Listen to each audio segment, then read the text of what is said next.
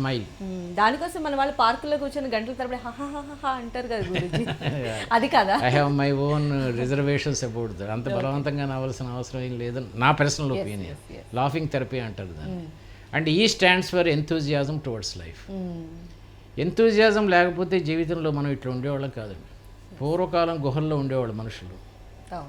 అప్పుడు వాడికి గుహల్లోనే ఎందుకు ఉండాలి, ఎలుగుబంట్లు వస్తాయి, తేళ్ళు ఉంటాయి, పాములు ఉంటాయి అన్నప్పుడు బర్డ్స్ని చూశాడు. చూసి ఇంటి మీద ఇల్లు చెట్ల మీద కట్టుకున్నాడు. ఫస్ట్ టైం ఇల్లు అట్లాగే ఇదైంది. ఆ రోజుల్లో నీళ్ల కోసం కిందకి దిగేవాళ్ళు, మళ్ళీ గుహల్లోకి వెళ్ళిపోయేవాళ్ళు. డే టైం అంతా కింద ఉండేవాడు. ఈ లేడీని చంపేవాడు. ఈ లేడీని మోసుకొని మళ్ళీ పైకి వెళ్ళి అక్కడ వండుకోవాలంటే కష్టం కదా. అందుకని వాటర్ పక్కనే ఉంటే బాగుంటుందేమో అన్న చిన్న కోరిక వాడిని ఇల్లు కట్టుకునేలా చేసింది. ఒక రాయి కిందకి పడుతూ ఉంటే కొండమించి గుండ్రంగా ఉన్న వస్తువులు ఎందుకు పడతాయి, ఇలా ఉన్న వస్తువులు ఎందుకు పడవని చక్రం కొనుక్కున్నాడు కదా. So this enthusiasm makes him. ఇప్పుడు తర్వాత అన్నీ కొనుక్కోవటం.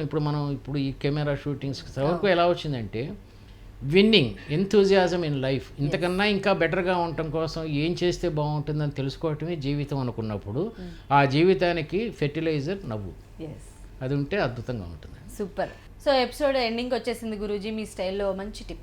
యేసుక్రీస్తు శిలువ ఎక్కినప్పుడు ఆ మొహం మీద చిరునవ్వు ఉంటే ఆయన పునరుద్ధానం కానీ పునరుజ్జీవనం కానీ ఇంకా అద్భుతమైన ఒక సింబల్గా మిగిలిపోయి ఉండేది అంటాడు ఓషో.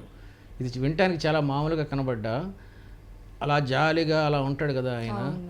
దానికన్నా ఇంతమంది మనుషుల కోసం నేను మార్గనిర్దేశనం చేస్తున్నాను అనే చిరునవ్వు కూడా కొంచెం కనిపింటే బాగుండేది ఓషో అంటాడు. It is a controversial thing అంటాడు.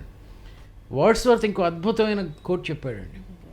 రొమాన్స్లో కూడా నువ్వు అవతల వాళ్ళని ఎలా సంతోషపరుస్తున్నావు అనే ఒక చిన్న ఫీలింగ్ ఉంటుంది. అది కూడా ఒక శ్రమతో కూడిన వ్యవహారం.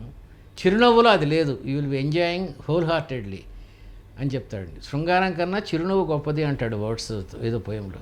సో నవ్వుకి అంత వాల్యూ ఉందండి. Thank you so much Guruji. నవ్వుకి ఉన్నటువంటి ఇంపార్టెన్స్ని మా అందరికీ తెలియజేశారు. Stamina, M motivation, I for identification, L for love and E for enthusiasm. So అది మొత్తంగా స్మైల్ అంటే. Thank you so much Guruji.